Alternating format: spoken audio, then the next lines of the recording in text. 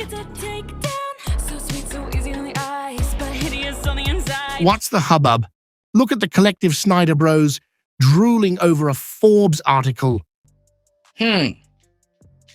So, Forbes, if you do the numbers, is saying the film brought in $308 million. Warner Brothers Discovery spent $350 million.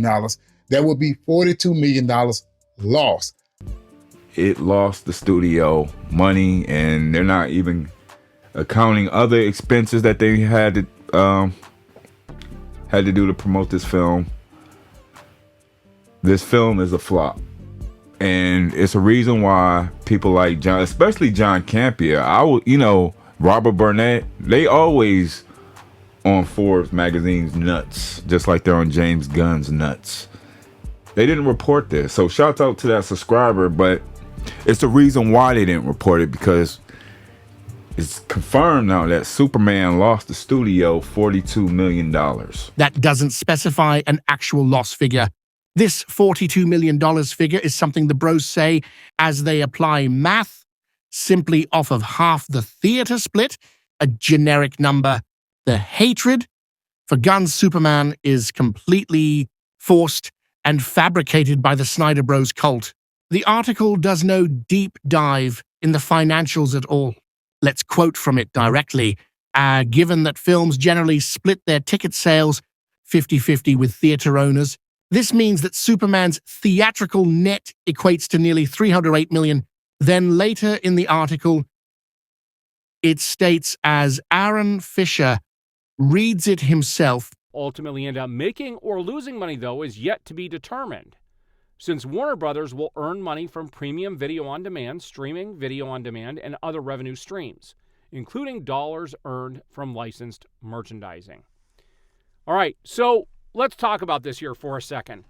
I don't know if you guys remember, about a month ago or so, one of these outlets, I don't remember if it was Variety or one of these other ones, they reported that Superman had made a $125 million profit on its theatrical run, and it came from unnamed sources. And all these gun shill, different YouTubers and people ran with this. And I told everybody when that came out, it's a fake number. It's a number somebody made up. There is nothing to back up that $125 million number. What Forbes is talking about here is true. Let's go over that one more time.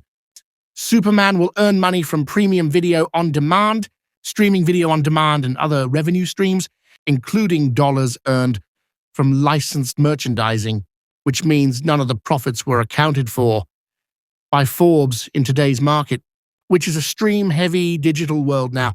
It's funny and equally bizarre you are still pumping up Man of Steel as some astronomically larger hit than Superman. Man of Steel actually cost $25 million more in marketing, by the way. Let's use the same logic towards it, which leaves out all revenue streams.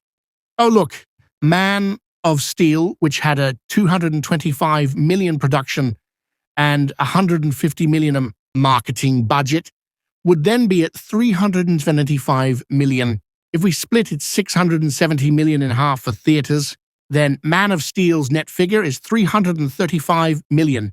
Oh no, Snyder cult. The $335 million doesn't cover the $375 million. Your story crumbles badly and you're in shambles as usual. How is it that Forbes, stating something generic and simply dividing the box office take in half, is some groundbreaking theory and a smackdown on Superman? You guys are acting like you discovered the Pythagorean theorem and are pioneering some intrinsic breakdowns. Well, newsflash, you are not. Let me know how Variety, a trusted trade source, stating it is $125 million in profit, is somehow less valid than Forbes stating, well, half of box office is this. If we don't account for revenue streams, it lost money. Do you know how stupid and biased that sounds? What a clown show of collective Snyder Bros accounting. Get on Wall Street with your amazing math and see what cleaning job it lands you for their office. No Snyderverse, no problem. You guys all collectively embarrassed yourselves on this one. It was no victory, it was mass cringe. Wow. Man of Steel lost $40 million then in peak superhero market era, where in same 2013 year, Iron Man 3 did $1.3 billion. Meanwhile, Superman just beat all of the last 3 Marvel movies. Something happened yesterday that puts us one step closer to having the Snyderverse restored. No joke. We are getting closer every day. In fact, there are 2 things I'm going to show you today that are getting us just a little bit closer to that actually happening. And I'm going to lay out all the proof and the things that have happened, and I'm going to talk about why the DCU is closer than ever than having the door shut on it. God, you guys managed to embarrass yourselves collectively. Hilarious. The most famous superhero in the world is soaring like never before. Superman exceeded expectations with its opening weekend box office, and that's a great sign for the future of the DCU. James Gunn's Superman has finally touched down in theaters, and it doesn't disappoint. David Corenswet's debut as the Son of Krypton kicks things off in style, featuring an eye-catching aesthetic and memorable performances. Most critics seem to agree, as the film boasts an impressive 82% rating on Rotten Tomatoes as of its release date. There's a lot riding on Superman's success. As the first feature film in the new DC universe, it sets the tone of what's to come. Movies that flop typically don't get sequels, let alone entire multimedia franchises. Gunn and his DC Studios co-CEO Peter Safran have years of content mapped out, and that entire plan falls apart if audiences send the message that they're not interested. Hey, buddy, eyes up here. With opening weekend wrapped up, it seems that Gunn, Safran, and the executives at Warner Brothers can breathe easy. DCEU largely had muted colors and took itself painfully seriously. Thankfully, after 10 years of grays and browns, the DCU course corrects by depicting a version of Metropolis that looks straight out of the Silver Age. No disrespect to Zack Snyder and the rest of the filmmakers that helped bring the DCEU to life for a decade, but they were more focused on making superhero movies and comic book movies. In contrast, the bold and sunny nature of Superman 2025 feels like a breath of fresh air.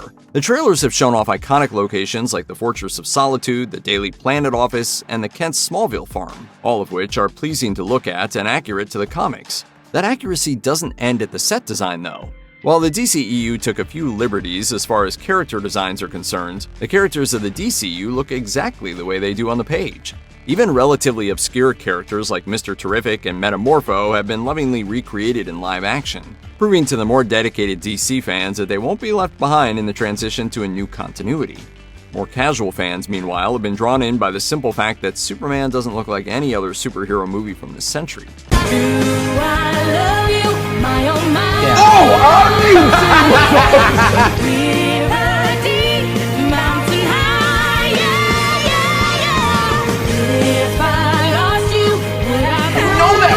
Specifically, it protects me.